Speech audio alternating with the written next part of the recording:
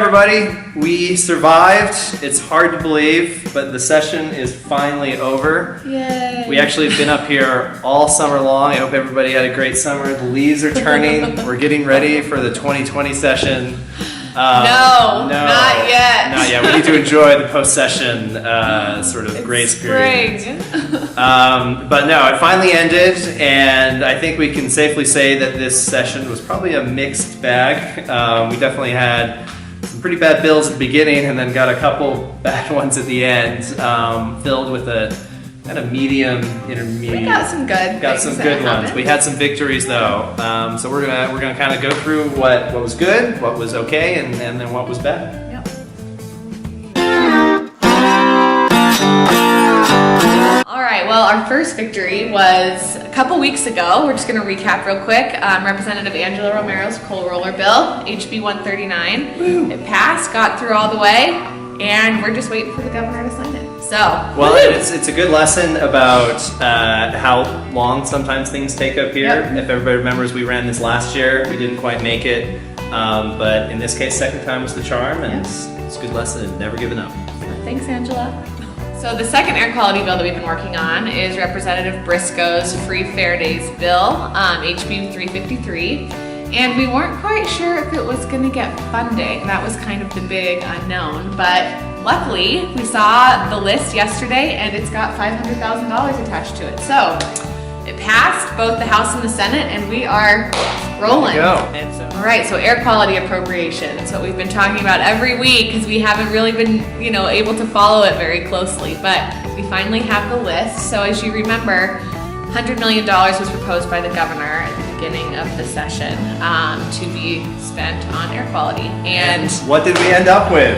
Well, we only have about 15 million of that funded. However, that's 15 million, really more than has been spent in the past. I think maybe the last time an appropriation was given was maybe $1 million. Yeah. So 15 times what's been given in the past. That's pretty good.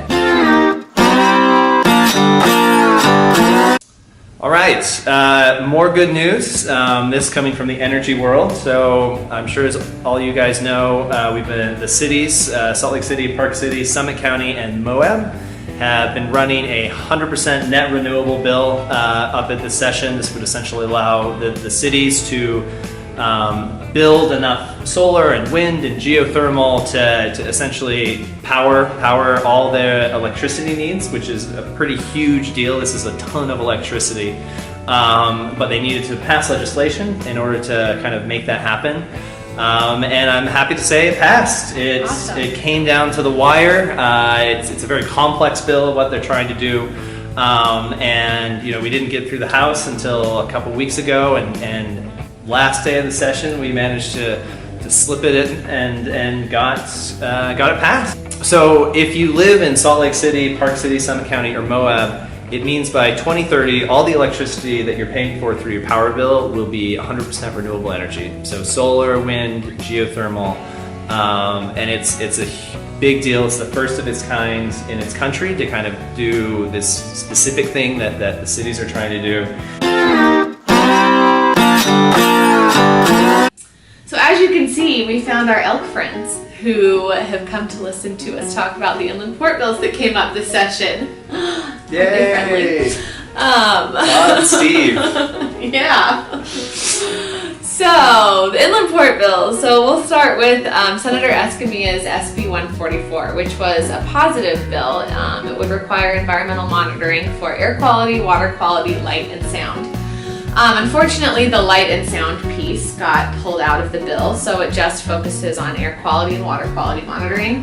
However, that got through both the House and the Senate, and so that's a really positive step. Environmental monitoring and having a baseline for what's going to happen with all the development out near the inland port area, near the airport, near the prison. All of that's really important to know kind of what the impacts could be going forward. So we're excited that bill passed.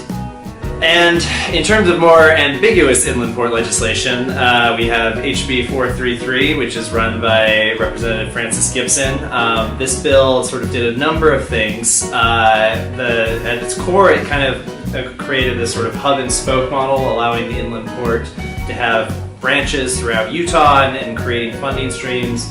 When this bill first came out, it was really controversial. It still is controversial, but it was much more controversial because there was a number of provisions restricting the city's ability to sue, and there were tax issues and provisions, and there were no environmental provisions within the bill. But we successfully negotiated a few things in, a renewable energy package, which was essentially set up the port to allow it to go to 100% renewable, create a sort of a rate structure pathway for that to happen. And then obviously truck emissions are a big part of the controversy with the port. If you have hundreds of trucks going in and out in the day, that's obviously terrible for air quality, and so we got a provision inserted that would encourage the regulation of emissions from trucks, and so that was a positive development. Now we're gonna just have to keep pushing the board to actually implement all these things, and in the sort of a last minute change, all the language involving the city's ability to sue was removed, and a lot of the tax issues were fixed. While this is still a very controversial issue that many people feel passionate about on both sides, I think we can say the bill that got passed out of the Senate the other day is a much improved version of the original. All right, and now covering some of the more terrible bills this session.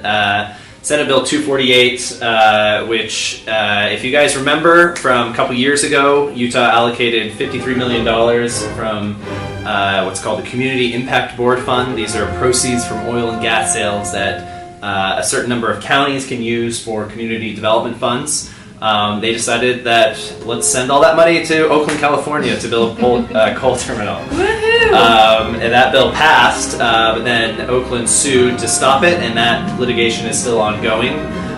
So this bill kind of clarified some of the language, again, probably for the worst, that would allow the money to be used in California or potentially for a port in Mexico. So that's a fun turn of events. We want to spend our money generated in state. Aside from this just being a terrible bill environmentally, it's also a pretty terrible bill economically. Okay, and finally, the bad bill of the session that we worked on for a good majority of the time we had up here is HB 220. And even though that's gone through the process, you've known about that for a while, just a reminder that the governor still has the bill, still potentially could be vetoed, and we're still encouraging you to send an action alert or contact the governor to let him know that you don't think this bill should go through. But thank you guys so much for all the volunteer hours you did, all the phone calls, all the action alerts. Everyone who came up here. Citizen lobby. It makes a huge difference, and HEAL is its supporters. And we love you guys, and yeah, it made a huge difference. Quick shout out to Grace, our communications director, who's behind the camera. Noah, who is our grassroots organizer. You've interacted with him if you came up here. That's been kind of the Capitol crew this session. And then of course Scott, Hannah, and Jordan, who keep up all of the admin stuff in the office while we're up holding here. Down the fort. We got interns too. All of our interns. Well, that's a wrap. Whew. This episode of the Capitol Report is brought to you by Merit Medical. Merit Medical is a customer-focused healthcare company that is innovating and delivering a diverse range of products that improve the lives of people, families, and communities throughout the world. HEAL Utah business partners believe in the importance of our work, but their support is not necessarily an endorsement of any legislative or regulatory position taken by HEAL Utah.